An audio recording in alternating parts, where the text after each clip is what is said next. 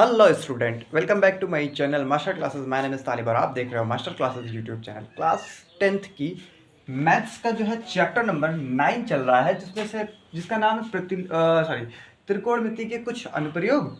इसमें हमने 3 क्वेश्चन लगा लिया था, आज हम चौथा क्वेश्चन लगाएंगे। प्रश्नावली 9.1 इसमें एक ही प्रश्नावली है ही, तो 9.1 लिखें या ना लिखें, 9वां चैप्टर में एक ही प्रश्नावली है, इसी में सारे क्वेश्चन हैं। और याद रखिए कि एग्जाम में भी इसी में से कोई एक क्वेश्चन आएगा ज़रूर। एक क्या, कभी कभी तो दो आ जाते हैं भाई, इसके बहुत ही ज़्यादा इंपॉर्टेंट क्वेश्चन है। ठीक है, तो सारे क्वेश्चन को बहुत ही अच्छे से लगाना है और बहुत ही इजी प्रश्नावली है। इतना अच्छे से फ्री का नंबर दे के जाती है ये वाली कि बच्चे अगर थोड़ा सा दिमाग लगा के पढ़ लेते हैं तो वो अच्छा नंबर पा जाते हैं। बस वो टेबल याद रखना, वो जो टेबल है, मैंने भी अभी जस्ट इसके 2 लेक्चर पहले एक टेबल बनवाई थी, जिसमें साइन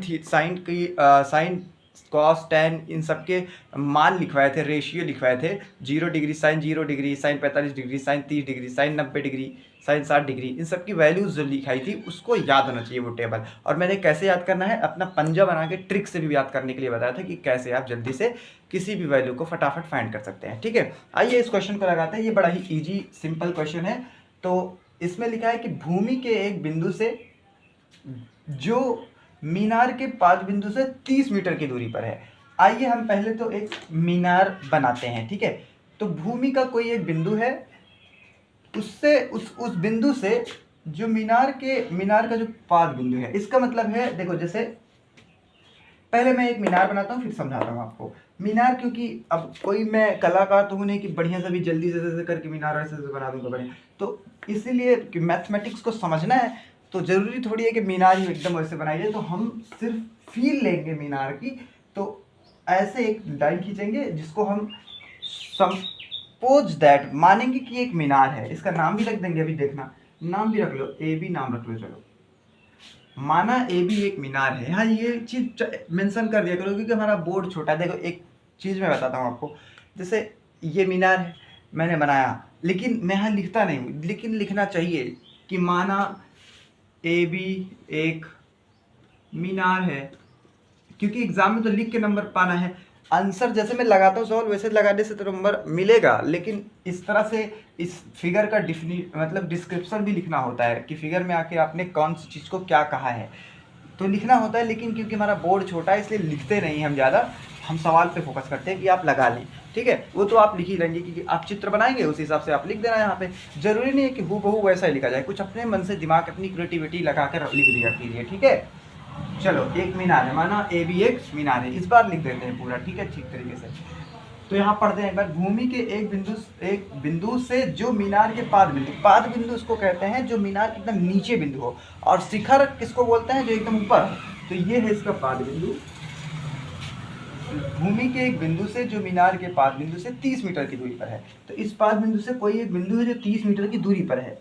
तो मैं इस 30 मीटर की दूरी पर, भूमि पर कह रहा है, भूमि तो नीचे ही होगी। ये मत सोचना कहीं सर यहाँ तो नहीं, यहाँ भी तो हो सकता है 30 मीटर, लेकिन उसने कहा भूमि से, तो भूमि तो नीचे ही होगी, तो मैं भूमि पर ही मीनार होगी, तो यहाँ पे भूमि है पूरी, तो मैं भूमि से 30 मीटर की दूरी पर ले जाऊँ एक बिंदु, मीनार के 5 बिंदु से, मीनार का 5 बिंदु से 30 मीटर की दूरी पर भूमि पर एक 30 मीटर की दूरी है, तो यहाँ पे लिख दो 30 मीटर जो है। तो ऐसे ही बना दो, इससे समझ में आएगा ये दूरी 30 मीटर है।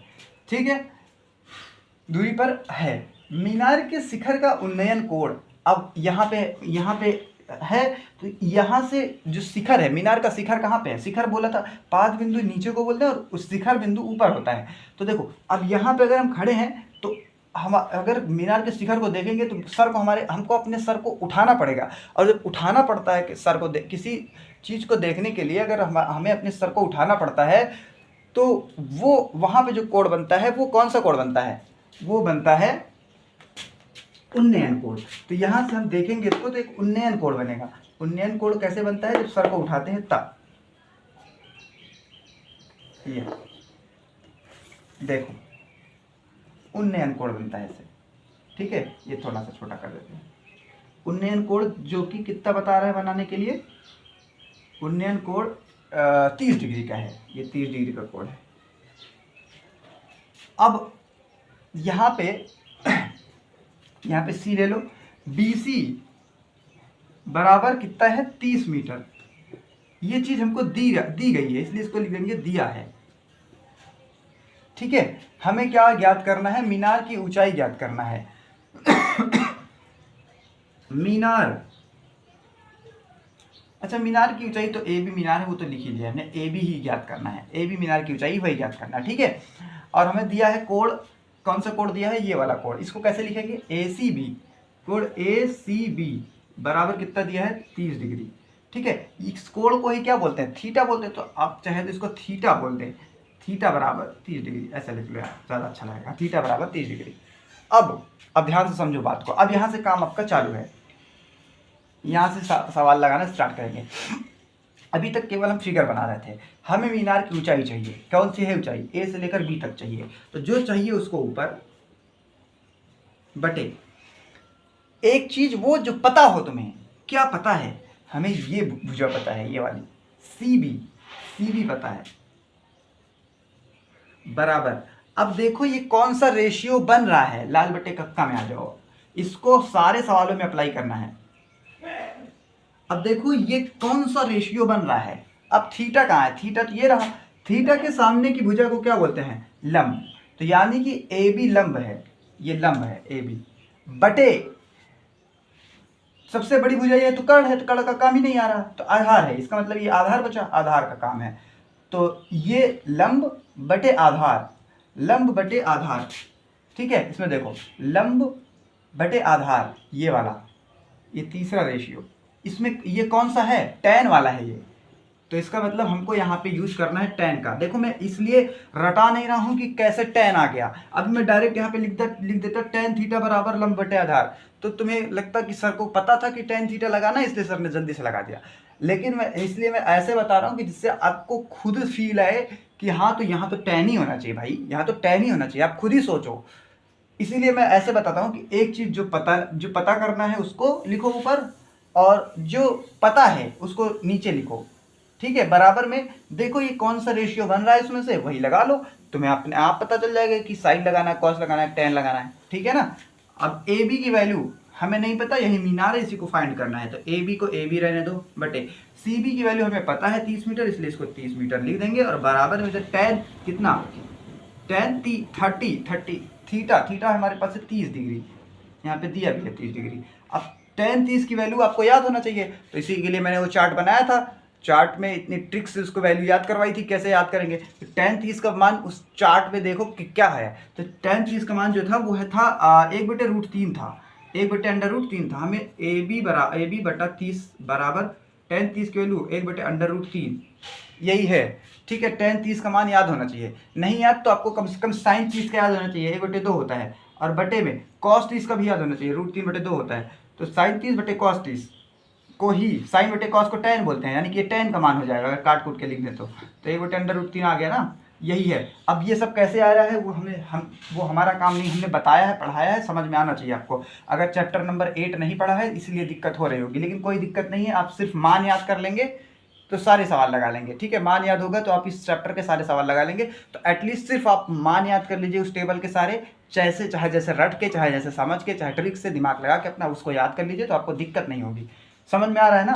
ये वाला लगभग सवाल हो गया। अब इसी को सॉल्व कर लो, ए बी की वैल्यू निकाल लो। भैया हम इसको तिरछा मिर्छा गुणा करने वाले हैं और यहाँ पे करेंगे। ठीक है, तिरछा गुणा करेंगे तो इसको इससे गुणा करेंगे, तो ए बी गुणे √3 बराबर, ये उसमें गुणा करेंगे तो 30 का नम 30 हो जाएगा। हमें ए बी की वैल्यू चाहिए, उसके लिए 30, इस को नीचे भेज देंगे तो √3। अब क्योंकि रूट नीचे रहता है तो उसका आंसर में मान, जैसे मान लो मैथमेटिक्स में क्या होता है कि अंडर रूट अगर नीचे लगा हो, मान लो अंडर रूट किसी हर में लगा है, तो उसको हमको हटाना पड़ता है। वो एप्लीकेबल नहीं होता, मतलब प्रभाव नहीं डालता है। तो इससे अच्छा है कि हर को नीचे से हटा के ऊपर लगा लें। ऊपर रहेगा तो दिक्कत नहीं है उतना, वो सफिशियंट होता है, लेकिन नीचे रहेगा तो दिक्कत है, इसलिए नीचे से हटाना पड़ेगा। तो उसके लिए परिमेयीकरण करना पड़ेगा, जो कि आपने क्लास 9th में पढ़ा होगा। अब ये दोनों कैसे आया? मुझे नीचे से रूट हटाना है, तो जो भी नीचे है उसी से गुणा कर दो रूट में, और तो इससे रूट का गुणा होकर एक ही 3 बचेगा। ठीक है, अब रूट तो कक्षा 8 में पढ़ना चाहिए था आपको। ऑफलाइन वाले होते तो मैं आपको एक ही चीज़ समझाने लगता यहाँ पे कि कैसे हो रहा है, क्योंकि ऑनलाइन में इतना ज़्यादा चीज़ें बीच बीच में कहीं और चला जाऊँगा पढ़ाने, जैसे रूट के बारे में बताने लगूँगा तो अभी बहुत सारे बच्चे कहेंगे कि सर आप 10th के पढ़ाइए या 8th का क्या पढ़ा रहे हैं, तो इसलिए मैं 8th के लिए अलग से वीडियो बना दूंगा। रूट के लिए अलग से वीडियो बनाई गई है, वहाँ से आप देख लीजिएगा, मेरे चैनल पे ही है, बेसिक मैथ्स में, ठीक है। अगर जिसको देखना होगा रूट के बारे में, a+b² ये सब पढ़ना होगा तो। बाकी ये 10th का है तो मैं 10th पर ज़्यादा फोकस करूँगा, बिल्कुल भी पिछली क्लासेस में थोड़ा थोड़ा रिवीजन कराऊँगा भले से। मैं लेकिन सोचता हूँ कि वो भी समझ में आ जाए जो पहली बार देख रहा हो, ठीक है। इससे गुणा करेंगे तो आ जाएगा √3 और √3 का गुणा होगा तो 3 आएगा। अब 3 से इसको काट दो भैया, तो 3 दहम्मा 30 हो जाएगा, तो AB बराबर 10 और √3। अच्छा AB ये है, मीनार की ऊंचाई मीटर में है, चलो 10√3 मीटर, इसका आंसर हो गया। देखो माने थे क्या, AB एक मीनार है, तो मीनार जो है वो AB थी और हमने कहा AB बराबर 10√3 आ गया, तो इसका मतलब मीनार की ऊंचाई से लिख देना, मीनार की ऊंचाई बराबर 10√3 मीटर है। आइए अगले क्वेश्चन पे चलते हैं। ये क्वेश्चन थोड़ा सा अच्छा था, छोटा सा क्वेश्चन था, बहुविकल्पी में भी आ सकता है ये, कोई ये मत समझना कि बस ये भैया बड़े नंबर में आएगा। देखो बहुविकल्पी में भी ये क्वेश्चन बन सकता है, कोई बहुत कठिन का सवाल नहीं है ना, इसलिए कह रहे हैं, तो ऐसा नहीं है। और ऐसा भी है 3-4 नंबर में भी बन सकता है, तो इसको नोट कीजिए। मैं अगला क्वेश्चन उतारता हूँ, क्वेश्चन नंबर 5, और करता हूँ उसको, ठीक है। चलिए क्वेश्चन नंबर 5 हमने नोट कर दिया है अपनी बुक से, आप लोग देख लीजिए इसको। आइए लगाते हैं इसको, ठीक है। जिसके पास बुक नहीं है उसके लिए मैं क्वेश्चन नोट कर देता हूँ, और अदरवाइज जिसके पास बुक है वो बहुत अच्छी बात है, वरना अगर नहीं भी है तो हमारे चैनल से पढ़ सकते हैं, क्योंकि मैं एक एक क्वेश्चन बोर्ड पे लिखने के बाद ही लगवाता हूँ, ठीक है। आइए क्वेश्चन नंबर 9.1 का 5 क्वेश्चन देखते हैं। भूमि से, चलिए स्टार्ट करते हैं। भूमि से 60 मीटर की ऊंचाई पर एक पतंग उड़ रही है। भैया समझ में आ रहा है ना, पतंग का देखा है आपने, 60 मीटर की ऊंचाई पर एक पतंग उड़ रही है भैया भूमि से। तो मैं भूमि को सेट करता हूँ कहीं पर, मान लेता हूँ यहाँ पे कोई भूमि है, ऐसे मैं भूमि बना देता हूँ, लोग बना दिया भूमि, ये भूमि है भाई, ठीक है। भूमि से 60 मीटर की ऊंचाई पर एक पतंग उड़ रही है, तो भूमि ये रही, इससे 60 मीटर की ऊंचाई पर, 60 मीटर ऐसे 60 मीटर की ऊंचाई पर एक पतंग उड़ रही है। यहाँ पर एक पतंग उड़ रही है, पतंग बना दे क्या, इतना तो बना ही सकता हूँ मैं इतना भी कला बेकार है मेरा। यहाँ पे उड़ रही है पतंग, और अच्छी बात है यहाँ पे पतंग उड़ रही है, ठीक है।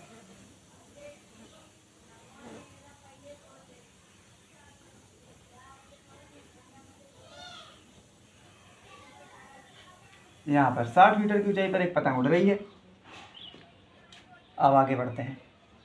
जो पतंग में लगी डोरी को अस्थायी रूप से भूमि के एक बिंदु से बांध दिया जाता है। मान लो हम यहाँ पे खड़े हैं, यहाँ से पतंग को उड़ा रहे हैं ऐसे, और यहीं पे हमने क्या किया, यहाँ पे एक खूंटी गाड़ के इस पतंग की जो डोरी थी, इस पतंग की जो डोरी है, इसमें जो कन्ना बना था हमने तो उसको हमने इसी डोरी से बांध दिया, ऐसे कह रहा है ये। समझने की कोशिश कीजिए, धीरे धीरे आ जाएगा समझ में। हो सकता है अभी आपको थोड़ा सा कम समझ में आ रहा हो, इस लैंग्वेज को पकड़िए जो कह रहा है ये, ठीक है। तो उसको बहुत ही जोर से यहाँ पे बांध दिया हमने, खीली गाड़ के अस्थायी रूप से भूमि के एक बिंदु से बांध दिया गया है, ठीक है, बांध दिया हमने। भूमि के साथ डोरी का झुकाव, ये रहा भूमि, ये रही डोरी, तो भूमि के साथ जो डोरी का झुकाव है, ऐसे देखो ये डोरी जा रही है, ये है भूमि, तो भूमि के साथ ये जो झुकाव है, इसका झुकाव का मतलब कोण, वो भूमि का झुकाव 60 अंश का है, ये भैया 60 अंश का है, ठीक है। इतनी बातें हैं। यह मान कर कि डोरी में कोई, अच्छा एक बात और कि भूमि से पतंग जो उड़ रही है वो 60 मीटर की ऊंचाई पर, ये तो 60 मीटर की ऊंचाई मैंने लिखना भूल ही गया, 60 मीटर की ऊंचाई पर उड़ भी रही है और झुकाव भी 60 मीटर का है, तो ये पूरा यहाँ से यहाँ तक 60 मीटर की ऊंचाई है, ये बात ध्यान रखेंगे। अब आगे बढ़ते हैं। यह मानकर कि डोरी में कोई ढील नहीं है, ये जो डोरी है एकदम तनी हुई है, ये मान लेंगे। डोरी की लंबाई ज्ञात कीजिए, मतलब ये इसका नाम रख दे पतंग का, ए, यहाँ पे बी और यहाँ पे सी, तो मुझे ए और सी, ये डोरी जो है ए से सी तक जो डोरी आई है, इसी की लंबाई ज्ञात करनी है। तो हमें जो जो दिया है उसको पहले लिखना चाहिए। क्या लिखना चाहिए कि पतंग की ऊंचाई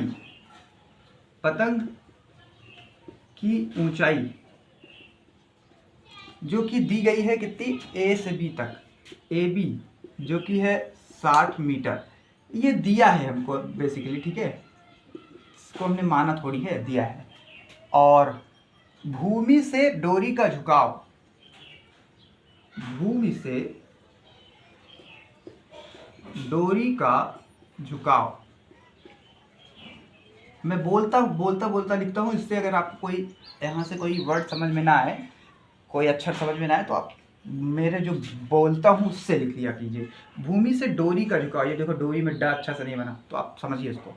भूमि से डोरी का झुकाव, जिसको मैं कोण थीटा है 60 डिग्री का है, 60 अंश का झुकाव है, ठीक है। और डोरी की लंबाई, डोरी की लंबाई बराबर क्या है, ए से सी तक, यही हमको पता करना है, यही नहीं पता है, ये हमको फाइंड करना है। अब ट्रिग्नोमेट्रिक रेशियो का इस्तेमाल करेंगे, त्रिकोणमितीय अनुपात का। अब त्रिकोणमितीय अनुपात में ऐसा क्या है जो पता है और क्या है जो पता करना है, ये वही यही होना चाहिए आपका। तो हमें पता है, एक पहले पता वाला लिखो, ए से लेकर बी तक पता है, तो इसको लिख लो, ए बी पता है, बटा एक जो पता करना है वो लिख लो। क्या पता करना है, हमें डोरी की लंबाई पता करनी है, ए से सी तक, ए से सी तक पता करना है। अब देखो ये जो रेशियो बना, ये किसका है, साइन का है, कॉस का है कि टैन का है, उसके लिए लाल बटे कक्का में आ जाओ, लाल बटे कक्का। अब आओ देखते हैं, ये ए बी है, ए बी यानी कि ये वाली लाइन, अच्छा कोण के सामने है एकदम, देखो कोण के सामने वाली तो लंब होती है, यानी कि ये लंब है, तो लंब यहाँ है और यहाँ है, इसका मतलब कॉस को तो ध्यान में नहीं रखना, हमें साइन को और टैन को ध्यान में रखना है। अब नीचे वाला बता देगा कि वो वाला कि वो वाला, लंब बटे AC, AC तो हमारा कर्ण है, यानी कि ये लंब और ये कर्ण, लंब बटे कर्ण किस में आता है, इसमें तो लंब बटे आधार आया है, आधार का हमें पता नहीं है, हमें तो ये पता है, लंब बटे कर्ण पता है, यानी कि ये पहला वाला लेंगे। अच्छा पहला वाला किसका था, साइन का, कॉस का, टैन का, साइन का था पहला वाला, तो ये साइन का है, तो इसके लिए हम क्या करेंगे, साइन थीटा ले जाएंगे। साइन थीटा बराबर होगा लंब बटे कर्ण, यानी कि लंब कितना है AB वाला और कर्ण कितना है AC ये वाला। अब समझ में आया, अब तो बिल्कुल समझ में आ गया होगा कि कैसे साइन कॉस टैन का यूज करना है, कैसे पता करेंगे कि साइन लगाएं, कॉस लगाएं, टैन लगाएं। मैं इस पे ज़्यादा फोकस इसलिए कर रहा हूँ क्योंकि मुझे यहाँ पे बहुत दिक्कत हुई थी समझने में। सर लोग क्या करते थे, बता देते थे कि साइन थीटा बराबर लंब बटे कर्ण होता है, फटाक से मैं ऐसे लगा देते थे सवाल। अब वो कैसे मैं जानूं कि साइन ही लगाना है, भाई मैं टैन भी लगा सकता हूँ, मेरा दिमाग काम ना करे तो ये तो मैं सबकी ट्रायल लूँ, एक करके सब लगाऊं, जो बैठ जाए वही पे वही वाला लगा लूँ, तो इस तरह से टाइम वेस्टिंग था। तो इसीलिए ऐसे करो तो टाइम भी बच जाएगा और आपका सवाल भी गलत नहीं होगा। अब आओ बात यहाँ पे आगे बढ़ते हैं। AB पता है 60 बटे AC ये वाला, यही पता करना है, डोरी की लंबाई है AC बराबर, ठीक है। अब साइन थीटा, साइन थीटा,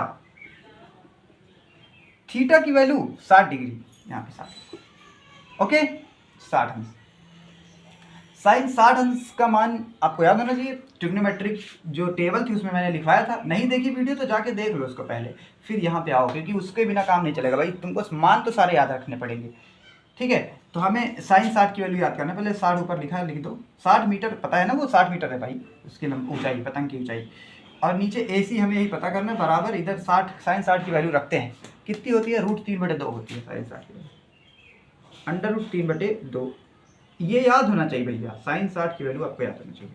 अब फिर से भाई तिरछा मिर्चा गुणा कर लो, तो दो, पहले तो मैं इसका इसमें करता हूँ, तो AC गुणे √3 हो जाएगा, उधर जाके AC गुणे √3 इसमें गुणा हो जाएगा। अब इसका 2 का पहाड़ा 60 बार पढ़ेंगे, 60 दूनी होता है 120, ठीक है। हमें AC चाहिए, AC, अरे वो कूलर वाली AC नहीं, AC हमें AC चाहिए, √3 को उधर भेजेंगे गुणा में, उधर जाके भाग हो जाएगा।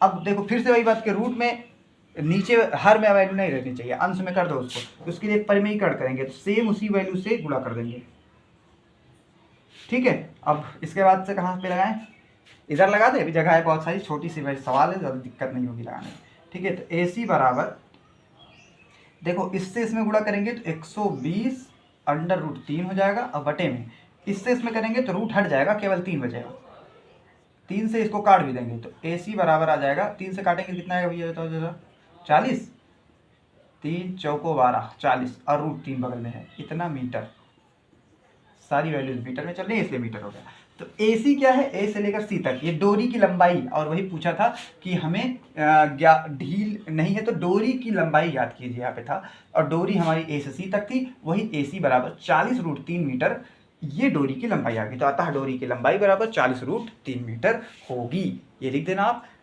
इसी के साथ ये क्वेश्चन होता है कंप्लीट। मिलते हैं नेक्स्ट क्लास में जिसमें हम क्वेश्चन नंबर 6 को कवर अप कर रहे होंगे। ठीक है, तो वीडियो कैसा लगा हमें कमेंट में ज़रूर बताएं, अपनी राय दें, जो भी दिक्कत होती है आपको समझने में या समझने में, जो नहीं समझ में आया उसको भी कमेंट में बताएं। उम्मीद करता हूँ कि सब कुछ समझ में आया होगा, अगर समझ में आया तो भी बताएं कि क्या आपको समझ में आ गया। मिलते हैं नेक्स्ट क्लास में। Thanks for watching, all the very best.